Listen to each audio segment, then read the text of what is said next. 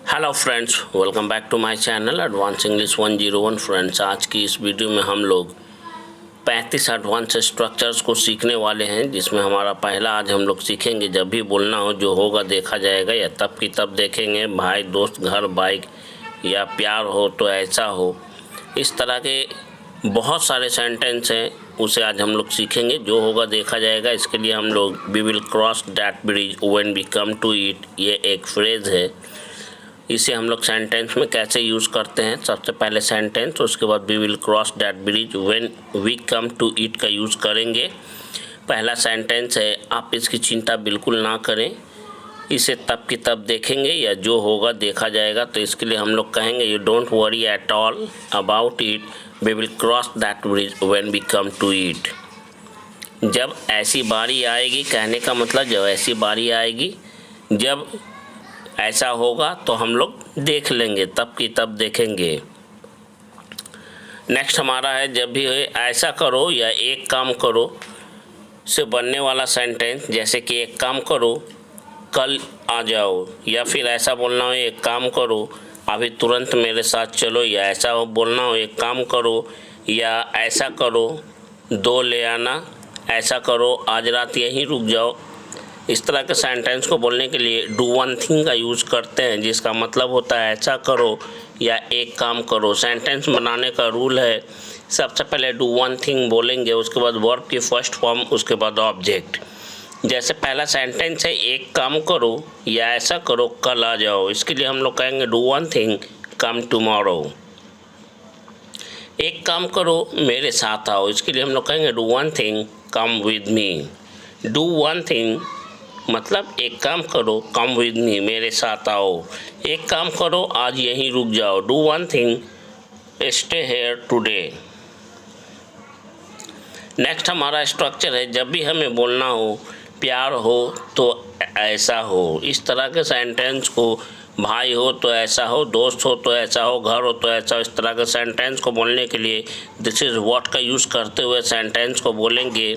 उसके बाद कोई नाउन है तो हम लोग नाउन को बोलेंगे, उसके बाद शुड बी लाइक का यूज़ करेंगे। दोस्ती हो तो ऐसा हो। इस तरह के सेंटेंस को हम लोग इस तरह से बोल सकते हैं, this is what friendship should be like, this is what friendship should be like. घर हो तो ऐसा हो, this is what the house should be like. भाई हो तो ऐसा हो, this is what the brother should be like. शहर हो तो ऐसा हो, this is what the city should be like, this is what the city और टाउन शुड बी लाइक। गांव हो तो ऐसा हो, this is what the village should be like. Dear friends, ये वीडियो आपको अच्छा लगता हो तो इसे लाइक शेयर सब्सक्राइब ज़रूर करें और कमेंट भी ज़रूर करें। नेक्स्ट हमारा स्ट्रक्चर है कदम से कदम मिलाकर चलना। जब भी हमें बोलना हो कदम से कदम मिलाकर चलना, इसके लिए कीप पेस का यूज़ करेंगे, और इसके स्ट्रक्चर में कीप मेन वर्ब की तरह है, जिसका form according to tense change होता रहेगा। ध्यान रखेंगे, कीप मेन वर्ब है, इसका फॉर्म चेंज होता रहेगा अकॉर्डिंग टू टेंस। पहला सेंटेंस है, हमें कदम से कदम मिलाकर आगे बढ़ना पड़ेगा, इसके लिए हम लोग कहेंगे we will have to move ahead keeping pace. Keep का form according to tense change होता रहेगा, हमें एक दूसरे के साथ कदम से कदम मिलाना पड़ेगा। We will have to keep pace with one another। यहाँ दो से अधिक लोगों की बात हो रही है, कई लोगों की बात हो रही है, इसलिए one another का यूज़ हुआ। दो लोगों के लिए बीच के लिए each other का यूज़ करते हैं। यह कंपनी नई तकनीक के साथ कदम से कदम मिला रही है। This company is keeping pace with new technology। हमें कदम से कदम ज़रूर मिलाना चाहिए। We must keep pace with one another। दो से अधिक लोगों की बात हो रही है, इसलिए वन अनदर का यूज़ हुआ। एक आज्ञाकारी पत्नी होने के नाते उसने अपने पति के हर सुख दुख में कदम से कदम मिलाकर चलने में कोई कसर बाकी नहीं छोड़ा। प्रैक्टिस करने के लिए बहुत बेहतरीन सेंटेंस है, इसका प्रैक्टिस कीजिएगा। Being an obedient wife, she left no stone unturned to keep pace in her husband's every joy and sorrow. Next हमारा स्ट्रक्चर है व्हाट इज़ द वे। जब भी हमें बोलना हो ये क्या तरीका है, ये क्या तरीका है बात करने का, ये क्या तरीका है खाने का, ये क्या तरीका है बड़ों से बात करने का, इस तरह का सेंटेंस को बोलने के लिए हम लोग व्हाट इज़ द वे, उसके बाद टू प्लस वर्ब की फर्स्ट फॉर्म, उसके बाद ऑब्जेक्ट का यूज़ करते हुए हम लोग अपनी बात को बड़ी आसानी से बोल सकते हैं। ये क्या तरीका है लोगों से बात करने का। What is the way to talk with people? What is the way to talk with people? ये क्या तरीका है लोगों से हाथ मिलाने का। नेक्स्ट सेंटेंस है ये क्या तरीका है लोगों से हाथ मिलाने का। What is the way to shake hands with people? और दूसरी तरह से बनाएंगे अगर what is the way of shaking hands with people, ऐसा भी बोल सकते हैं। ये क्या तरीका है खाना खाने का, what is the way to eat food, या ऐसे भी बोल सकते हैं सेकेंड स्ट्रक्चर के साथ ऐसे बोलना है what is the way of eating food. Connect heart to, किसी से दिल लगाना, कनेक्ट हार्ट टू समवन, किसी से दिल लगा लेना या दिल लगाना। स्ट्रक्चर है subject plus helping verb plus connect plus possessive adjective plus heart two plus object pronoun या noun.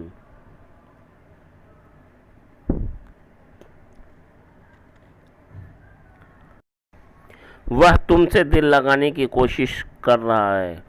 He is trying to connect his heart to you. He is trying to connect his heart to you.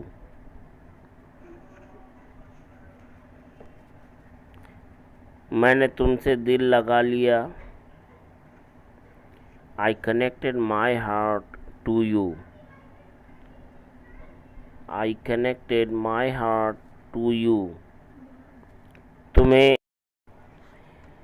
तुम्हें उससे दिल नहीं लगाना चाहिए था।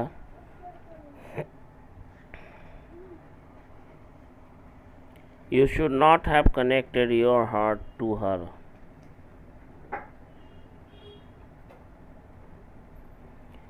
किसी से दिल मत लगाना, किसी से दिल मत लगाना। Don't connect your heart to anyone, don't connect your heart to anyone.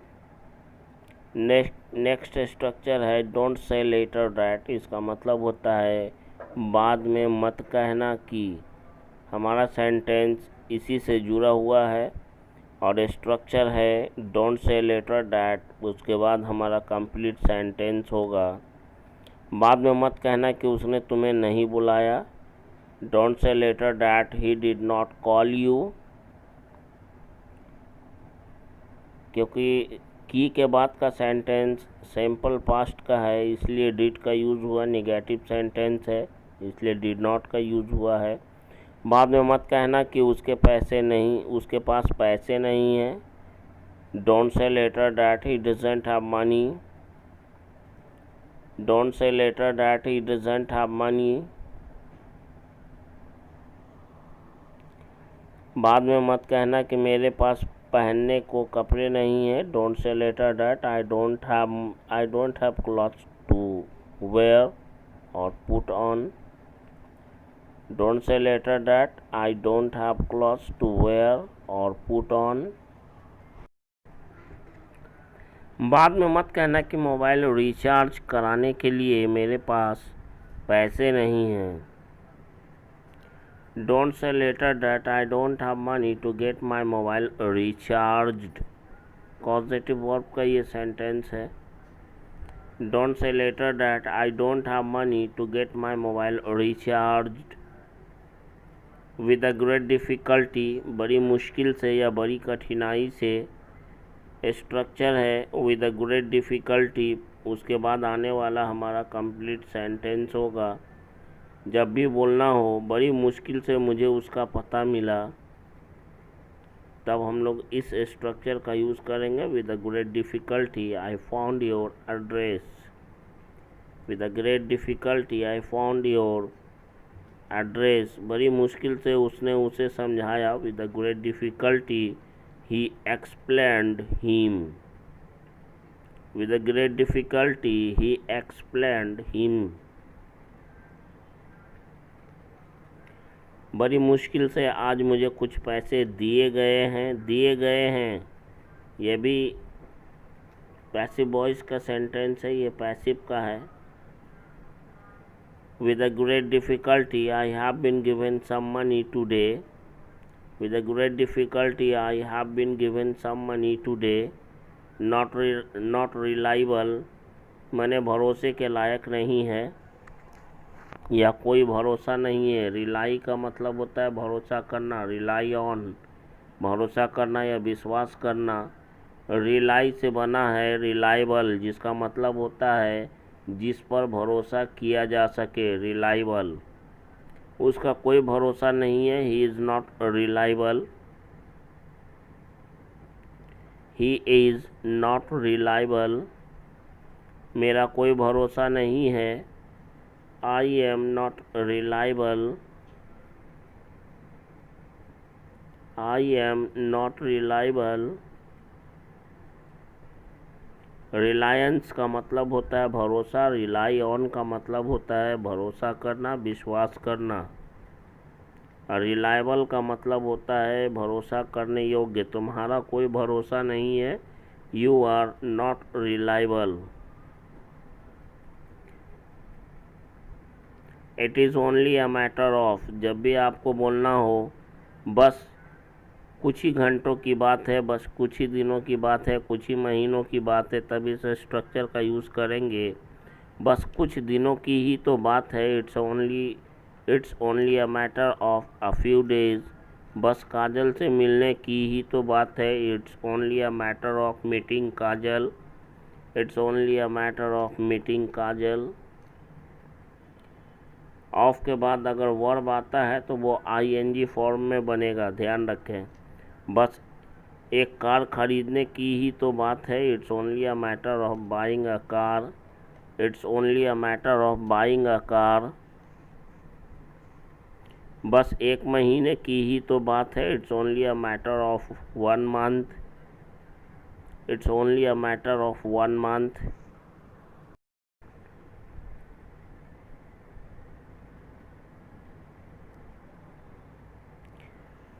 Feeling माने लग रहा है, लग रही है, एहसास हो रहा है, महसूस हो रहा है। इस सेंस में जब कोई सेंटेंस बोलना हो तो हम लोग फील वर्ड का यूज़ करते हैं according to sentence, according to tense. उसे प्यास लग रही है, ही इज़ फीलिंग थर्स्टी। क्योंकि प्यास को महसूस किया जाता है इसलिए फीलिंग का यूज़ हुआ है। मुझे डर लग रहा है, I am feeling scared. I am feeling scared. Feel scared का मतलब होता है डर महसूस करना या डर लगना। डर को महसूस करता है आदमी। उसे नींद लग रही है, he is feeling sleepy. He is feeling sleepy. Is it okay if, जब भी हमको बोलना हो अगर मैं ऐसा कर दूं तो चलेगा क्या, अगर मैं कल आऊं तो चलेगा क्या, अगर मैं कल मिलूं तो चलेगा क्या, अगर मैं ये काम नहीं करूं तो चलेगा क्या।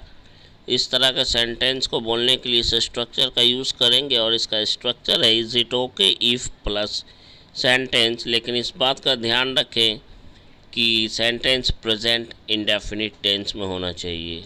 बोलना है और बनाना है। अगर मैं कल आ जाऊं तो चलेगा, is it okay if I come tomorrow. Is it okay if I come tomorrow, क्योंकि सब्जेक्ट यहाँ पे आई है और आई के साथ वर्ब में एस या एस नहीं लगता है। अगर उसका भाई कल आपसे मिलने आ जाए तो चलेगा, is it okay if his brother comes tomorrow to meet you. Is it okay if his brother comes tomorrow to meet you. अगर तुम मुझसे शादी कर लो तो चलेगा। Is it okay if you get married me, या फिर यूँ कहें is it okay if you marry me. अगर मैं तुम्हें पढ़ाने कल नहीं आऊँ तो चलेगा। Is it okay if I don't come tomorrow to teach you. Is it okay if I don't come tomorrow to teach you? अगर मैं थोड़ी देर बाद कॉल करूं तो चलेगा। Is it okay if I call you after some time? Is it okay if I call you after some time? इन सामानों के लिए 200 रुपये दे दूँ तो चलेगा। Is it okay if I give you 200 rupees for these belongings or items? Is it okay if I give you 200 rupees for these items or belongings? अगर मैं आपका काम कल कर दूँ तो चलेगा क्या?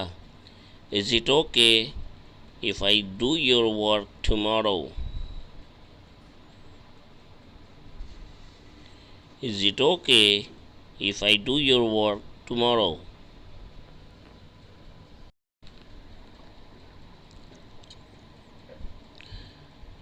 नंबर 3 पे स्ट्रक्चर है। ये बिजी से 2 स्ट्रक्चर आपको बताने वाला हूँ। पहला देख लेते हैं, बिजी प्लस वर्ब की आईएनजी फॉर्म।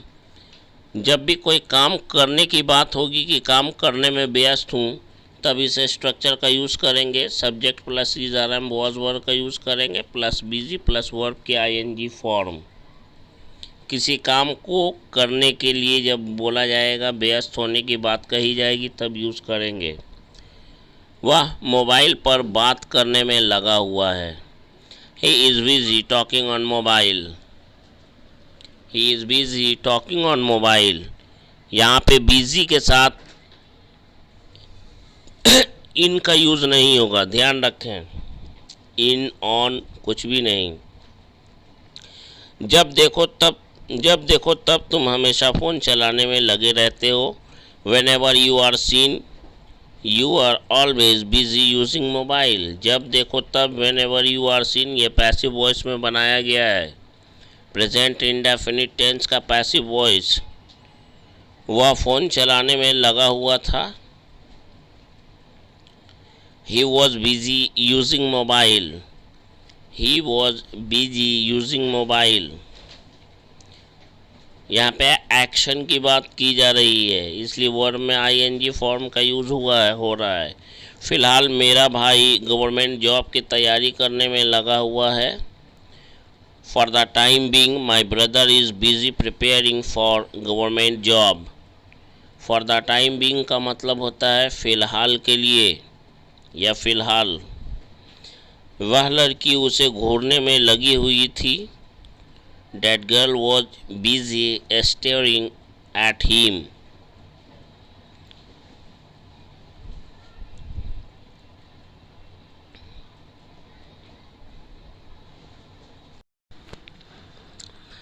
उस समय वह तो झगड़ा करने में लगा हुआ था। That time he was busy fighting. That time he was busy fighting, या यूँ कहें he was busy fighting that time.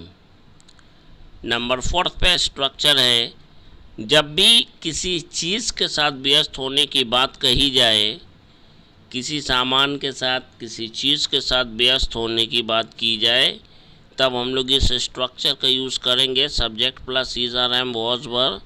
Present में बात करेंगे तो इज आर एम का यूज़ करेंगे, पास्ट की रहेगी तो वॉज वर्ब का यूज़ करेंगे। उसके बाद बिजी विद, उसके बाद उस सामान का, उस चीज़ का नाम लिखेंगे जिसमें हम व्यस्त हैं। वह मोबाइल में लगा हुआ है, he is busy with mobile. वह टीवी में लगा हुआ है, he is busy with TV. ध्यान रखें, ध्यान से सुने और समझें।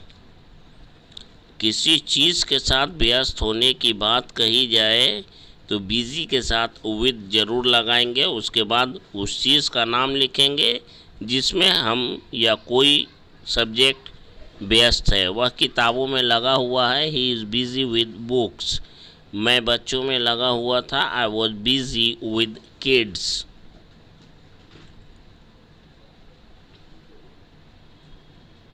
बढ़ते हैं अपने नेक्स्ट स्ट्रक्चर की ओर। जब भी हमें बोलना हो एक बात बोलूं, इसके लिए हम लोग do I say one thing का यूज़ करते हुए अपने सेंटेंस को बोलते हैं। और इसका स्ट्रक्चर है do I say one thing, उसके बाद हमारा कंप्लीट सेंटेंस होगा। हमारा सेंटेंस किसी भी do I say one thing, जिसका मतलब होता है एक बात बोलूं। एक बात बोलूं, ये आपको हर सेंटेंस में कॉमन मिलेगा। स्ट्रक्चर है इसका डू आई से प्लस हमारा कंप्लीट सेंटेंस। आज का हमारा पहला सेंटेंस है, एक बात बोलूं, तुम्हारी बातों से झूठ की बू आ रही है। Do I say one thing, your talks are reeking of lying. Do I say one thing, your talks are reeking of lying. एक बात बोलूं, क्या आज तुमने खाना खाते समय खाने के साथ प्याज का इस्तेमाल किया था? वो मैं इसलिए पूछ रही हूँ क्योंकि तुम्हारे मुंह से प्याज की गंध आ रही है। Do I say one thing, did you use onion while eating food? Actually I am asking you because your mouth is reeking of onion. Let us practice once again. Do I say one thing? Did you use onion while eating food? Actually, I am asking you because your mouth is reeking of onion. और यहाँ पर आप Hindi sentence को एक बार फिर से पढ़ें और समझें। एक बात बोलूं, क्या आज तुमने खाना खाते समय वाइल प्लस वर्ब की आईएनजी फॉर्म का यूज़ करेंगे। एक बात बोलूं, अगर तुम एक लंबी ज़िंदगी जीना चाहते हो तो तुम्हें शराब पीने के बजाय शराब से परहेज़ करने की आदत डालनी चाहिए। रामू आता है, मोहन सोता है, सीता जागती है और राधा दौड़ती है। ये वो चैनल नहीं है, ये वो चैनल है जहाँ पे आपको रट्टू तोता नहीं, नेचुरल स्पीकर बनाने का काम किया जाता है। So please like, share, subscribe this channel.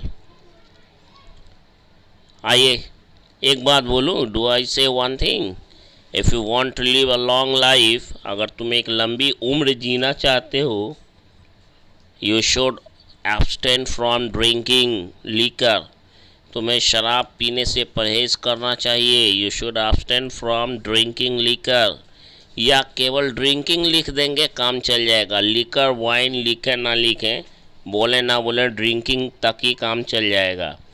You should abstain from drinking instead of drinking it. Let us practice this sentence once again. Do I say one thing? If you want to live a long life, you should abstain from drinking liquor. ये आपकी मर्जी पर है, बोले या नहीं बोले। Instead of drinking it, यहाँ पे it का यूज़ इसलिए हुआ है कि ऑलरेडी मैंने ड्रिंक का यूज़ कर लिया है, और आप अगर लीकर यूज़ कर चुके हैं तो यहाँ पे लीकर का यूज़ नहीं करेंगे दोबारा, और नहीं किए हैं तो यहाँ पे ईट की जगह पे लीकर का यूज़ कर सकते हैं। आई होप कि आपको समझ में आ गया होगा। The more you practice, the more you will be fluent in spoken English. The more you practice, the more you will get confidence to speak English in front of anyone at any place. अगर आपको बुरा ना लगे तो एक बात बोलूं, क्या हम लोग एक दूसरे से पहले कभी मिल चुके हैं? Do I say one thing if you don't feel bad? Have we met ever each other before this? Have we met ever? Have we ever met each other before this? क्या हम लोग इससे पहले कभी एक दूसरे से मिल चुके हैं? Have we ever met each other before this? Do I say one thing? एक बात बोलूं? If you don't feel bad, अगर आपको बुरा ना लगे तो. If you don't feel bad, अगर आपको बुरा नहीं लगे तो. नेक्स्ट सेंटेंस है, अगर आप बुरा ना माने तो एक बात बोलूं. आपके 3 बच्चे हैं और तीनों के तीनों एकदम बिगड़े हुए बच्चे हैं. Do I say one thing?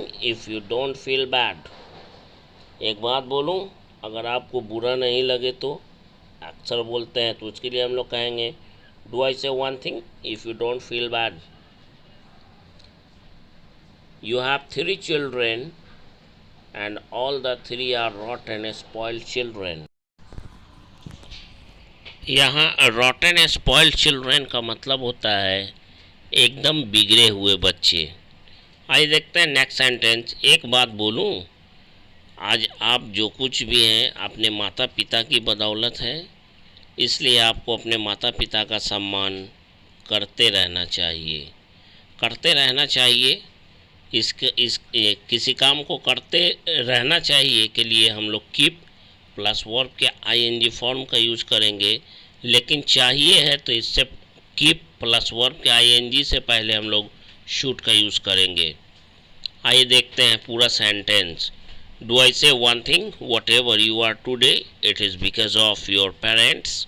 So you should keep respecting your parents. Do I say one thing? एक बात बोलूं. Whatever you are today, आज आप जो कुछ भी हो, it is because of your parents. अपने माता पिता की बदौलत हो. So yeah, that's why you should keep respecting your parents. इसलिए आपको अपने माता पिता की इज्जत करते रहना चाहिए. नेक्स्ट है हमारा सच कहूँ तो. हम हमेशा अपने सेंटेंस में बोलते हैं सच कहूँ तो वो आदमी 1 नंबर का झूठा है. सच कहूँ तो मुझे तुम पर विश्वास नहीं होता. सच कहूँ तो कभी कभी ऐसा लगता है. इस तरह का सेंटेंस, सच कहूँ से शुरू होने वाला सेंटेंस को आज हम लोग देखेंगे कि कैसे बनाते हैं. तो सबसे पहले तो मैं ये बता दूं, सच कहूँ तो के लिए हम लोग यूज़ करते हैं to be honest. To be honest, सच कहूँ तो. उसके बाद एक हल्का सा कॉमा देंगे. हल्का सा नहीं बल्कि पूरा ही रहेगा. एक कॉमा देंगे. उसके बाद हम लोग अपना कंप्लीट सेंटेंस रखेंगे. देखते हैं पहला सेंटेंस. यहाँ रट्टू तोता का काम नहीं होता है भाई. सच कहूँ तो मुझे तुम्हारे बिना हर जगह सूना सूना लगता है. सूना सूना लगता है इसका मतलब सूना सूना महसूस होता है, इसलिए हम लोग यहाँ पे फील का यूज़ करेंगे. To be honest, I feel so lonely everywhere without you. या I feel so lonely without you everywhere. Next sentence है सच कहूँ तो मुझे वह लड़का पागल लगता है. अभी 2-3 दिन पहले हमने सिम से रिलेटेड वीडियो अपलोड किया था. To be honest, that boy seems to be a mad to me. देखिए एडवांस स्ट्रक्चर कैसे यूज होता है. सच कहूँ तो मेरा दोस्त एक चोर निकला जिसने मेरे ही घर में चोरी की. To be honest, my friend turned out to be a thief who committed theft in my own house. Let us practice this sentence once again. To be honest, my friend turned out to be a thief who committed theft in my own house. सच कहूँ तो तुम भी अंग्रेज़ी बोलने के मामले में किसी से कम नहीं हो. ये जितने भी स्ट्रक्चर के साथ स्ट्रक्चर सेंटेंस में बताए जा रहे हैं वो सारे के सारे एडवांस हैं. To be honest, you are also nothing short of anyone in terms of speaking English. एक बात मैं बता देना चाहता हूँ, नथिंग शॉर्ट ऑफ का मतलब होता है किसी से कम नहीं, नथिंग शॉर्ट ऑफ एनीवन, किसी से कम नहीं। इन टर्म्स ऑफ का मतलब होता है के मामले में। ध्यान से सुन लें। To be honest, you are also nothing short of anyone in terms of speaking English. सच कहूँ तो इस लुक में तुम किसी एक्टर से कम नहीं लग रहे हो। कम लगना के लिए हम लोग यूज़ करते हैं, यानी कम लगना यानी कम, किसी से कम दिखाई देना।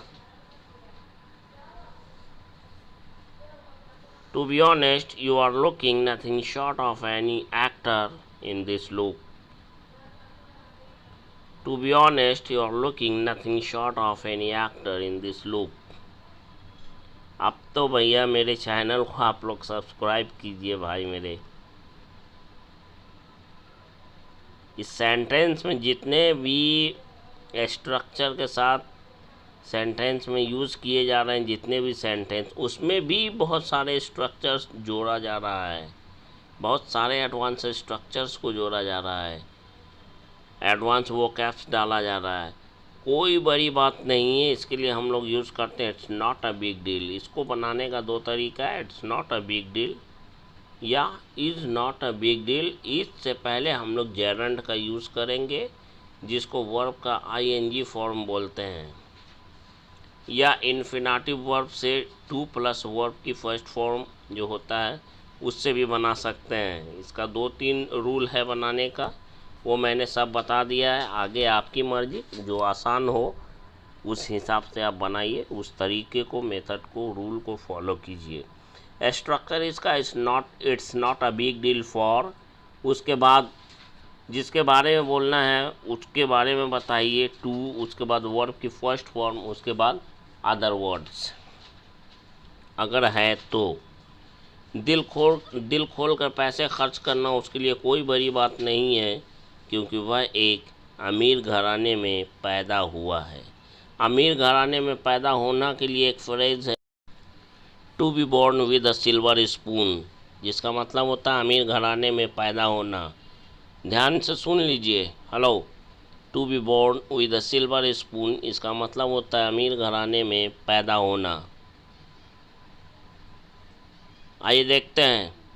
It's not a big deal for him to spend money lavishly. Spend money lavishly का मतलब होता है दिल खोल कर पैसे लुटाना, दोनों हाथ से पैसे लुटाना। It's not a big deal for him to spend money lavishly because he is born with a silver spoon. PM से मिलना उसके लिए कोई बड़ी बात नहीं है, क्योंकि वह पीएम के सगे संबंधियों में से एक है। नियर एंड डियर वंस का मतलब होता है सगे संबंधी, one of the near and dear ones का मतलब होता है सगे संबंधियों में से एक। It's not a big deal for him to meet the PM because he is one of the near and dear ones of PM. यहाँ पे because he is one of the near and dear ones of the PM का मतलब होता है कि वह PM के सगे संबंधियों में से एक है। तुमसे शादी करना मेरे लिए कोई बड़ी बात नहीं है। It's not a big deal for me to marry you, या getting married you is not a big deal for me, ऐसा भी बोल सकते हैं। Now do press the like, subscribe and share button. After watching this video, you must write your comment in the comment box about this video. How did you like this video? Is this video useful for you or not? तुमसे शादी करना मेरे लिए कोई बड़ी बात नहीं है। It's not a big deal. Next हमारा स्ट्रक्चर है टेक अनड्यू एडवांटेज, जिसका मतलब होता है गलत या नाजायज़ फ़ायदा उठाना। इसे सेंटेंस में यूज़ करेंगे और टेक का फॉर्म जो होगा वो चेंजेबल होगा according to tense. Take undue advantage से बनने वाला स्ट्रक्चर, जिसका मतलब होता है गलत या नाजायज़ फ़ायदा उठाना। स्ट्रक्चर है subject plus helping verb plus take undue advantage of plus object noun या प्रोनाउन, उसके बाद आने वाला अदर वर्ड्स। पहला सेंटेंस है उसकी शराफत का तुम नाजायज़ फ़ायदा उठा रहे हो। ये प्रेजेंट कॉन्टिन्यूअस का है, इसलिए इज और एम का यूज होगा, वर्ड में आईएनजी का यूज होगा। You are taking undue advantage of his decency. Riya के ससुराल वाले उसके माता पिता की गरीबी का गलत फ़ायदा उठाते आ रहे हैं। Ria's in-laws family members have been taking undue advantage of her parents' poverty. Ria's in-laws family members have been taking undue advantage of her parents' poverty. तुम अपने पापा के खून पसीने की कमाई का नाजायज़ फ़ायदा उठा रहे हो या गलत फ़ायदा उठा रहे हो। क्यों उठा रहे हो? Why are you taking undue advantage of your father's hard-earned money? Let us practice once again. Why are you taking undue advantage of your father's hard-earned money? Hard-earned money का मतलब होता है खून पसीने की कमाई। Father's hard-earned money मतलब पिता का खून पसीने से कमाया गया पैसा, पिता द्वारा या पिता का खून पसीने का कमाई। उसे अकेला समझकर नाजायज़ या गलत फ़ायदा उठाने की तुम कोशिश भी मत करना। You don't even try to take undue advantage considering him or her alone. To consider someone alone का मतलब होता है किसी को अकेला समझना। Considering someone alone किसी को अकेला समझकर। उसने उसकी मजबूरी का फ़ायदा उठा लिया। ये सिंपल पास्ट का सेंटेंस है। सब्जेक्ट प्लस V2 का यूज़ होता है। He took undue advantage of his or her compulsion। Compulsion का मतलब मजबूरी होता है। टेक फॉर ग्रांटेड हल्के में लेना, इस बात का ध्यान रखें, यहाँ पर टेक चेंजेबल होता है अकॉर्डिंग टू टेंस। टेक ही हमारा चेंजेबल होगा, सेंटेंस और टेंस के अनुसार टेक ही चेंज होगा। स्ट्रक्चर है subject plus take plus object, object case plus for granted. Object case क्या होता है? अगर सब्जेक्ट हमारा आई है तो ऑब्जेक्ट केस होता है मी। ही का हीम, शी का हर, दे का देम, ऐसे होता है। वह मुझे हल्के में ले रहा था, ये पास्ट का कॉन्टिन्यूअस है। Is are am plus verb के आईएनजी फॉर्म का यूज़ करते हैं। और जैसा कि मैं बता चुका हूँ इसमें टेक चेंजेबल होता है। He is taking me for granted, तुम उसे हल्के में ले रहे हो। You are taking him for granted, you are taking him for granted. गलती से भी तुम उन्हें हल्के में लेने की कोशिश मत करना।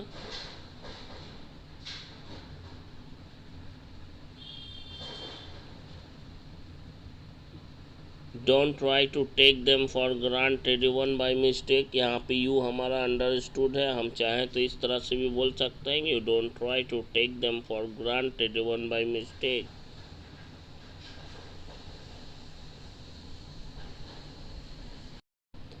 क्या तुम उसे हल्के में ले रहे हो? आर यू टेकिंग हिम और हर फॉर ग्रांटेड?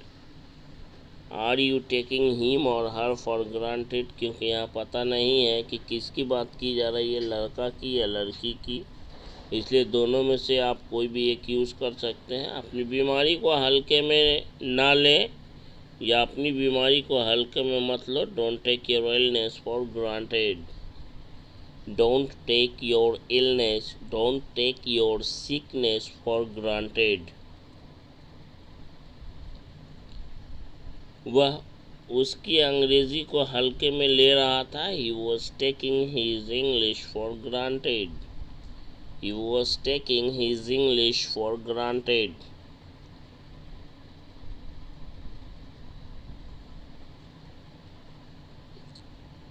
इस वीडियो को लाइक करें, शेयर करें, सब्सक्राइब करें। वीडियो अच्छा लगे तो कमेंट ज़रूर करें।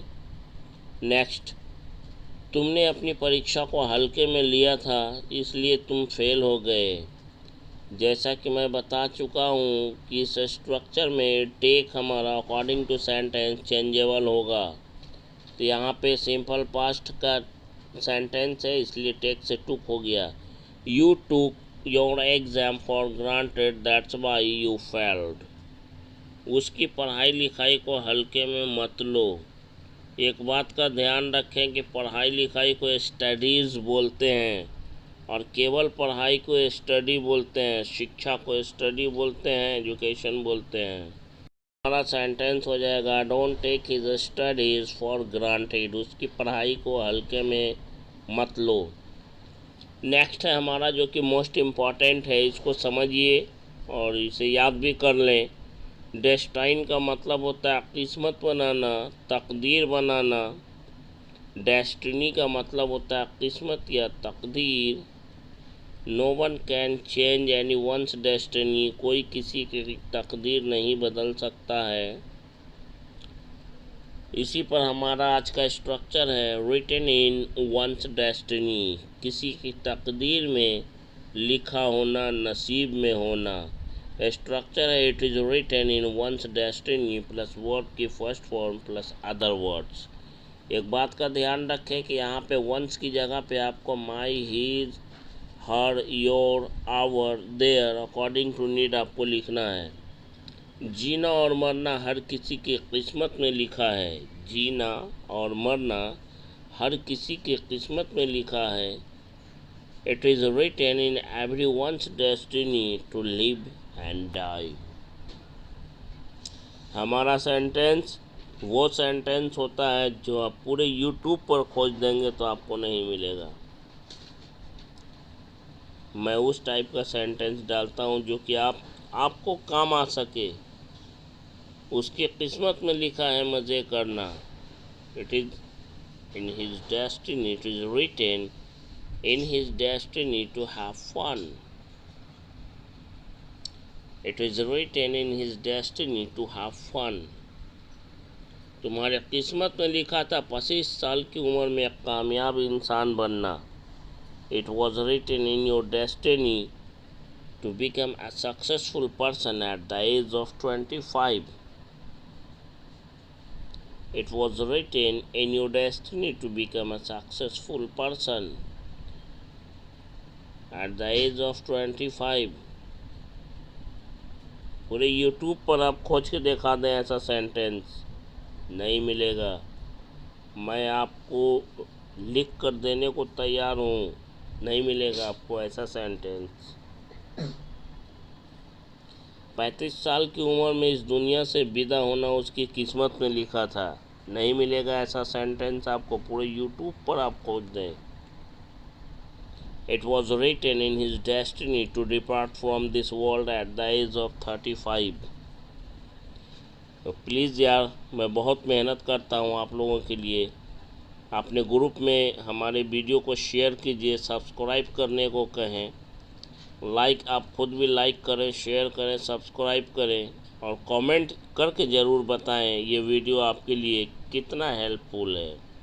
पढ़ लिख कर एक दिन बड़ा आदमी बनना उसकी किस्मत में लिखा था। पास्ट की बात है इसलिए वॉज का यूज़ करेंगे।